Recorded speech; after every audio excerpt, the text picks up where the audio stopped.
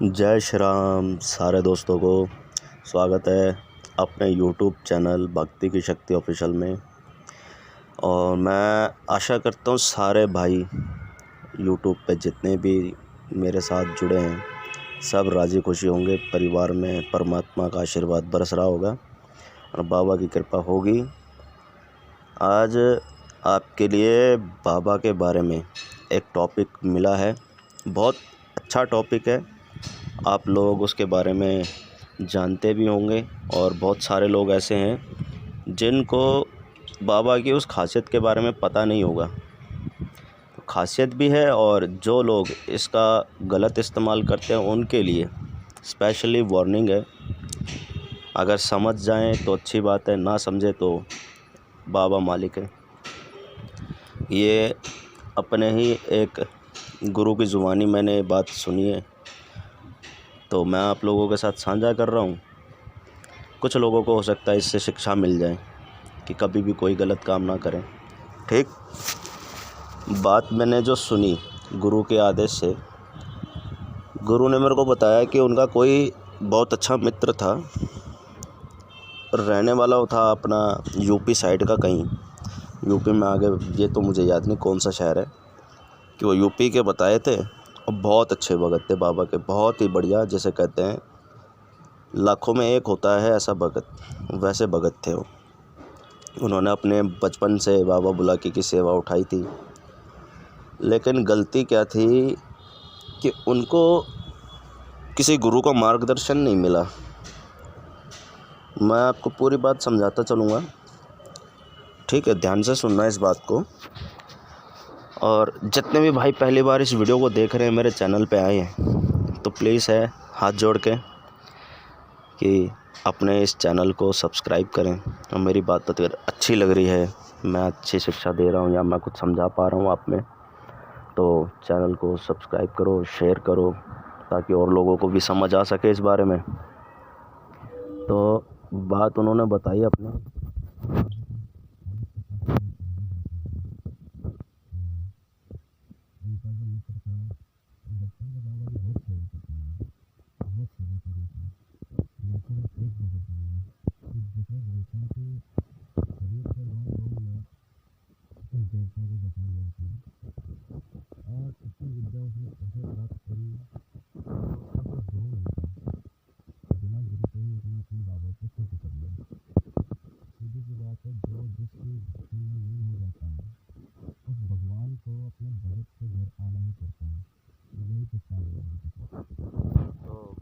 भक्ति हो गई कि भगवान को अपने भगत के घर आना पड़ा और आज मैं उसके साथ रहना पड़ा। तो भगत जी इतने माहिर हो गए क्योंकि बचपन से करते आए थे। हमारे भगत थे, हमारे भगत का बहुत बड़ा महत्व है। हमारे भगत थे और जैसे जैसे सेवा में 5 साल, 10 साल, 15 साल, 1 साल होते चले गए। बहुत भले का काम किया उन्होंने, बहुत लोगों को अच्छा किया, बहुत लोगों की ज़िंदगी बचाई, घर बचाए, अच्छे कर्म में बहुत किया। फिर क्या होता है कि जब इंसान एक अपनी उम्र में आता है, जवानी के मोड़ पर जब आता है और उसे एहसास होता है कि मेरे पास ऐसी ऐसी पावर है, मेरे पास ऐसी शक्तियाँ हैं कि मैं जो चाहूँ वो कर सकता हूँ, यही चीज़ उनके अंदर भी आ गई। उनके मन में ये ख्याल जागने लगे कि मेरे पास तो बहुत अच्छी शक्तियाँ हैं, बहुत पावरफुल है मेरे पास देवता, तो जैसा मैं चाहता हूँ वैसा करवा सकता हूँ। क्योंकि वचन के बारे में उन्होंने कभी सोचा ही नहीं, वचन कैसे लिए जाएं, क्योंकि बाबा से उसने 100 काम कराने, तो उसका अच्छे में भी इस्तेमाल किया, बुरे में भी किया। पहले तो उन्होंने बहुत अच्छे काम किए और जब जवानी के कदम पड़ गए उनकी ज़िंदगी में तो उनका मन बेचैन हो गया। मन कहते हैं ना, चंचल मन होता है, तो उनका मन चंचलता की तरफ ज़्यादा बढ़ गया और सुंदरता की तरफ आकर्षित होने लगा। अब ये तो इंसान का स्वभाव है कि हर सुंदर चीज़ को वो देखना चाहता है, उसे पाना चाहता है, लेकिन अपनी खुद की मेहनत हो, उसमें किसी का सहारा ना लिया जाए। जब इंसान किसी ऐसी चीज़ का सहारा लेकर उसको आगे चलाता है तो वो ज़्यादा दिन तक कामयाब नहीं होती है। उसको मिल जाती लेकिन कुछ समय की खुशी, पूरी ज़िंदगी उसका सुख नहीं उठा सकता है। तो अब उन्होंने देवता को ऐसे बसा लिया कि वो अपनी आँखों को देवता के हवाले कर चुके थे। अपनी आँख से इशारा कर कर देवता चला सकते थे, अपनी ज़ुबान से एक शब्द पे देवता चला सकते थे, अपने हाथ के इशारे पे देवता चला सकते थे। इतने उनमें गुण आ चुके थे देवता के, मानो कि साथ में स्वयं बाबा बुला के उनके आदेश का पालन करने के लिए खड़ा हो। तो अब कुछ समय से वो सोचते रहे कि मैं इसका इस्तेमाल कैसे करूं। तो उनके पास कई लोग आते थे कि हमें ऐसा ऐसा करवाना है, हमारा किसी लड़की के साथ प्रेम है, वो हमें चाहिए, आप कृपा करके हमें उनसे मिलवा दीजिए, आप हमें उन्हें ला कर दे दीजिए। उन्होंने वो काम करने शुरू कर दिए, बहुत लोगों के काम किए। जिसने बोला इस लड़की से शादी करनी है, उन्होंने देवता चलाना शुरू कर दिया लड़कियों पे। इससे क्या हुआ कि देवता तो है लंगोटधारी ब्रह्मचारी, लेकिन उन्होंने इन सब चीज़ों को जानते हुए भी उसके नियमों के ख़िलाफ़ उसे चलाना शुरू कर दिया। और वो चला यूँ क्योंकि उस गुरु के साथ कोई उसका ऐसा वचन नहीं था, तो वो बाध्य है, वो बंधा हुआ है कि मुझे कुछ ना कुछ तो करना ही पड़ेगा, क्योंकि वो मेरा भक्त है, हर तरह से सेवा करता है, इतना उसने मुझे रिझा रखा है। तो उसकी बात माननी पड़ी बाबा को, करता रहा। तो मानते मानते अब उस गुरु के मन में भी विचार आने लग गई कि मैं तो दुनिया के लिए जैसा कहते मैं कर देता हूँ, अब मैं खुद के लिए क्यों ना करूँ। उन्होंने खुद के लिए भी बाबा को चलाना शुरू किया, लड़कियों को देवता खिला दिया, यानी कि लड़कियों पे देवता चलाने शुरू करे। अपने बाबा को लड़कियों पे चलाया, चलाते गए, बुलाते गए, इस्तेमाल कर कर छोड़ते गए। फिर एक से उन्होंने शादी भी कर ली। और शादी करने के बाद क्या हुआ कि कुछ सालों तक तो उनकी शादी अच्छी रही, और कुछ सालों के बाद वो रिश्ता भी उनका टूट गया। लेकिन वो अपनी आदत से बाज नहीं आ रहे थे। तो वो जिस लड़की को एक बार निगाह भर कर देखते थे, वो लड़की इनकी तरफ आके बैठ जाती थी, वो इनकी हो जाती थी। तो इसी चीज़ का फ़ायदा उठाते रहे, पता नहीं कितनी लड़कियों की ज़िंदगी बर्बाद करी। एक दिन बाबा को बहुत गुस्सा आया, क्योंकि देखो किसी न किसी चीज़ की हद होती है, सीमा होती है। जब वो इंसान सीमा पार कर देता है तो उसका परिणाम उसको भुगतना पड़ता है। भगवान कृष्ण ने भी किसी से कहा था, मुझे उसका नाम नहीं पता, कि आप इसकी 100 गलतियाँ माफ़ करोगे। भगवान कृष्ण को उसने बहुत गालियाँ भी दी थी, बहुत उल्टा सीधा सब तरह से उसका अपमान किया, गलतियाँ करी। उसने 100 गलतियाँ करी, भगवान ने माफ़ कर दिया। जब उसने 101 गलती करी तो श्री कृष्ण जी ने अपने सुदर्शन चक्र से उसका गला काट दिया था और कहा कि मैंने 100 गलतियों पर वचन दिया था कि 100 गलतियाँ माफ़ हैं इसकी, लेकिन इसने 101 गलती कर दी, तो उसके लिए मेरा कोई वचन बंद नहीं है, तो इसको मैंने अपने गलतियों की सज़ा दे दी। तो वही बात हुई बाबा बुलाकी के साथ। उसने उसकी हज़ारों गलतियाँ माफ़ करी। जब उसकी गलतियों का घड़ा भर गया, सीमा भर गई, सीमा पार हो गया, तो बाबा ने जिस आँख से वो देवता को चलाता था, बाबा ने सबसे पहले उसकी आँखें फोड़ दी, उसको अंधा कर दिया। लेकिन वो अपने आप को इतना तेज और इतना महान मानने लगा था कि कोई बात नहीं। फिर भी उसने कर्म करने शुरू करे, तब भी वो नहीं माना। जिन हाथों से फिर वो देवता को चलाता था, बाबा ने उसके दोनों हाथ अपाहिज कर दिए। अब आँख और हाथ उसके चले गए। अब उसको समझ में आ गया था कि ये गलती हो रही है और मेरा देवता ऐसे ऐसे कर रहा है। लेकिन तब उसके मन में बदला जाग गया कि नहीं, मरना है तो मैं मर जाऊंगा, लेकिन अपना काम नहीं छोड़ूंगा। तो फिर वो अपने लिए नहीं, दूसरों के लिए करने लग गया, और इस उम्मीद में कि किसी का सहारा उसको मिल जाएगा, क्योंकि परिवार में कोई था नहीं, बीवी बच्चे थे नहीं, छोड़ के चले गए। तो वो सहारे के लिए वो अपना करने लगा। जब दूसरों के लिए करने लगा तो फिर देवता गुस्सा कि भाई मैंने इसको 2 बार मौका दे दिया, जान नहीं ली, इसको बख्श दिया, इसको सज़ा दी है, फिर भी ये नहीं मान रहा। जिस ज़ुबान से ये अपने देवता को चलाता था, देवता ने वो ज़ुबान ही उखाड़ दी। बुलाकी ने उसकी वो ज़ुबान उखाड़ दी। अब क्या करेंगे भगत जी? आँख भी नहीं रही, हाथ भी नहीं रहे, ज़ुबान भी नहीं रही, शरीर जान है, शरीर में उनके जान है मगर वो किसी काम का नहीं, खाने को मांग नहीं सकता, पीने के लिए गिलास नहीं उठा सकता, देखने के लिए देख नहीं सकता। तो अब उसको समझ में आया कि मैं ये काम ना करूं, लेकिन अब वो क्या करेगा? जो हो सकता था वो सब कुछ कर बैठा और अपने जीवन के अनमोल रत्नों को खो दिए उसने। देवता ने फिर उसको क्षमा भी किया, उसको जीवन दान दिया, लेकिन उसके गलतियों की सज़ा वो मिटा नहीं सकता। कि जैसे ऋषि मुनि अपना श्राप वापस नहीं लौटा सकते थे, उसी तरह से देवता का भी उसूल है कि जो कर दिया तो कर दिया, जो गलती थी उसकी उसको सज़ा दी। ऐसे ही चलता रहा। जब वो नहीं मान रहा, अब वो कितनी भी सेवा पूजा कर ले, क्योंकि करने लायक कुछ छोड़ा नहीं उसमें, तो कुछ भी करे देवता अब उस पर नहीं है।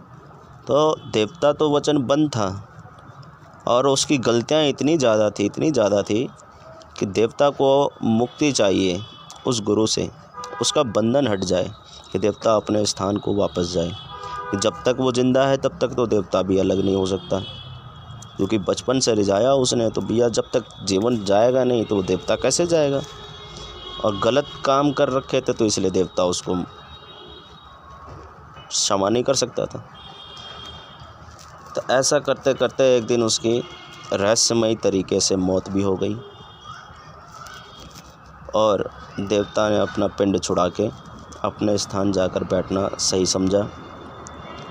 इसी तरह से कई भाई हैं, बहुत सारे लोग हैं, भगत हैं, गुरु हैं, पंडित हैं, पोंगा पंडित, छोटी वाले पंडित जो भी हैं, उनको आने वाले कल की चिंता नहीं है। खासकर आजकल जो पंडित लोग अपना ये व्यापार बना रहे हैं, जो काम भगत का है वो भगत ही कर सकता है, पंडित नहीं कर सकता है। पंडित का काम है शादी कराना, हवन कराना, कुंडली मिलाना, ना कि वो भूत प्रेत को हटा सकता है। और ऐसे बहुत से पंडित हैं कि जो इस देवता को उठाने की गारंटी लेते हैं, बड़े से बड़ा भूत फूंक मारकर हटा देते हैं। उन्हें इनके बारे में इतनी नॉलेज नहीं, इतना ज्ञान नहीं है। मैं भी उनको यही कहूँगा, जो भी भाई अगर ऐसी वीडियो मेरी देख रहा है, ऐसा कोई भाई है तो प्लीज़ आप लोग इस वीडियो को सुनो और समझो कि क्या सही और क्या गलत है। देवता आपके पास है, आपके पास कोई ऐसी पावरफुल शक्ति है तो कभी भी आप उसको गलत तरीके से इस्तेमाल ना करें। इस तरीके से कभी भी इस्तेमाल ना करें जिसका दूसरे के परिवार में गलत असर हो, उसका परिवार टूट जाए, उसका घर बर्बाद हो जाए, कभी नहीं। ये दैविक शक्तियाँ जो हासिल हुई हैं आज के समय में कोई भगवान उतर के नीचे नहीं आएगा। जो ये शक्तियाँ हैं जिनके पास है वो सिर्फ इसमें क्या करें, समाज का भला करो। भले कोई पैसा लेता है, कोई बात नहीं, लेता है ठीक है, अपनी मेहनत कोई नहीं छोड़ता, लेकिन उस इंसान का काम करके दो। मेरी यही है एक विनती कि कोई भी कैसा भी है काम करता है किसी का, तो अपनी पूरी मेहनत दिखाओ उसे। भले आपसे ना हो पाए लेकिन आप उसके लिए मेहनत पूरी करो, ठीक। ऐसा ना हो कि आपने मेहनत भी नहीं करी और पैसे भी लिए हैं और उसका काम भी नहीं बन रहा, तो वो बेचारा निराश हो जाएगा और दोबारा इन सब चीज़ों पे कभी भी विश्वास नहीं करेगा। मरता मर जाएगा लेकिन किसी के दरबार में नहीं जाएगा। आजकल तो दरबार वालों ने बहुत ड्रामा मचा रखा है। हद से ज़्यादा तो उन औरतों पे मुझे गुस्सा आता है कि जिनको अकल नहीं है घर में, उनको काम करना चाहिए, बाल बच्चों को संभालना चाहिए, वो अपने अपने घरों में दरबार लगा के बैठी हैं, देवी देवताओं की बेइज्जती करवा रही हैं, चौकियां लगा रखी हैं। उनसे भी मेरी विनती है कि विश्वास तो ठीक है, लेकिन अंधविश्वास ठीक नहीं है। विश्वास पे दुनिया कायम है, अंधविश्वास कभी मत फैलाओ। आपके पास ऐसी कोई शक्ति है तो आप उसका इस्तेमाल अच्छे से कीजिए, ना कि भोली भाली जो जनता है उसको लूटने का काम कीजिए। आदमियों से ज़्यादा, भक्तों से ज़्यादा तो इन औरतों ने गंद मचा रखा है। ये औरतें ही सबसे ज़्यादा परेशान करने वाला काम कर रही हैं लोगों को। जिसका काम नहीं भी कर सकते उनको भी बोलते हैं कि आप 51 हाज़िरी लगाओ, 10 हाज़िरी लगाओ, 20 हाज़िरी लगाओ। माँ बनी बैठी हैं और अपने ऊपर शेरा वाली बुलाती हैं, वैष्णो देवी बुलाती हैं। तो ये सब चीज़ें अकल्पनिक हैं। जो कभी मरा ही नहीं है वो किसी के शीश पर कैसे आ सकता है? सत्य का प्रमाण यही है, जो इस दुनिया से चला गया और उसको किसी से दैविक शक्ति मिली है और वो कोई संत मंत था तो वो हो सकता है किसी के शीश पे आ सके। लेकिन ये तो भगवान हैं, कृपया इनकी आप मिट्टी मत कराइए, बेइज्जती मत कराइए। किसी के ऊपर मैंने देखा था, एक लेडीज़ है, दुर्गा माता आ रही हैं। किसी के ऊपर मैंने देखा कि कलकत्ते वाली काली आ रही हैं। और इतना सज धज के बैठना, चलो ठीक है, सजावट तो आपका हक है, लेकिन आप लूटो मत, लोगों को गलत रास्ता मत दिखाओ, ठीक। और कई दरबारों में मैंने देखा है कि वहाँ पे बुला की मसान गलत में आया हुआ है, रोग में आया हुआ है, तो उसके साथ किस तरह से बात करी जाती है कि एक पावरफुल देव को आप उल्टा सीधा बोल रहे हो। भले वो रोग में है, रोग में है इसका मतलब ये नहीं कि वो देव नहीं है। रोग में है तो वो भूत है, लेकिन उसको एक देव की तरह सम्मानित करो, भले उसने कितना भी गलत किया है। हटने में देर नहीं लगाता। जहाँ पर इसके साथ 3-5 होती है, जहाँ पर इसके साथ छीना झपटी होती है, लड़ाई झगड़े वाली बात होती है, तो देखो कोई भी इंसान आज के समय में एक थप्पड़ भी अपने गाल पे बर्दाश्त नहीं कर सकता किसी अनजान आदमी का। किसी ने एक थप्पड़ मारा तो वो सामने वाले को 2 थप्पड़ मारेगा। सेम बाबा बुलाकी के साथ भी है। वो वैसे भी ज़िद्दी है, उसको प्यार से मनाना पड़ता हो तो चॉकलेट दे दोगे तो भी मान जाएगा। बस उसके ऊपर की बात है कि किस तरह से उससे बात करी जाए। उसको समझाना पड़ता है, समय लगाना पड़ता है। ये नहीं है कि आपने उससे चौड़े में होकर बात करी, तू इतना रह गया, तू इतना कट गया, तेरी मैं जून बिगाड़ दूंगा, तेरे को मैं ये कर दूंगा। ये सब कहने की बातें भाई। कहीं कहीं पर देवता अपने आप ही शांत हो जाता है। यह ऐसा देव है कि किसी के घर में बुराई में गया है, इसको खुद शर्म आती है कि मैं यहाँ पर फंसा हुआ हूँ, निकाले कोई आके। और आप ऐसे लोग के पास चले गए या ऐसे दरबार में चले गए जो इसको और मनाने की जगह इसकी बेइज्जती कर रहे हैं, तो वहाँ तो ये कभी भी नहीं निकल सकता और उल्टा उस भगत के सर और हो जाएगा। तो मेरी इन सारी बातों से हो सकता है आपको थोड़ी बहुत नॉलेज मिली हो, और आपको मेरी बात अच्छी लगी तो चैनल को सब्सक्राइब करके जाना, वीडियो पूरा देखा करो, ठीक है भाई। और एक आग्रह और करना चाहता हूँ कि मेरे इस चैनल पे आपको एक यूट्यूब चैनल और मिल जाएगा जो रात के राज से बनाया है। उस यूट्यूब चैनल का नाम है रात के राज, जिसमें हॉन्टेड व्लॉगिंग करी जाती है। हमने कोशिश करी है कि कुछ क्रिएशन करने की, सब कुछ अपने आप क्रिएट करते हैं।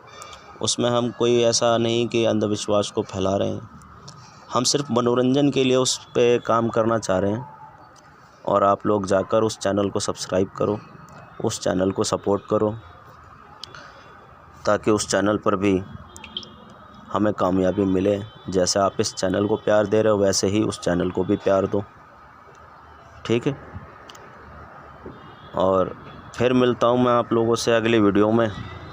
जय श्री राम, जय बाबा वीर बुलाकी की, जय गुरु उस्ताद की।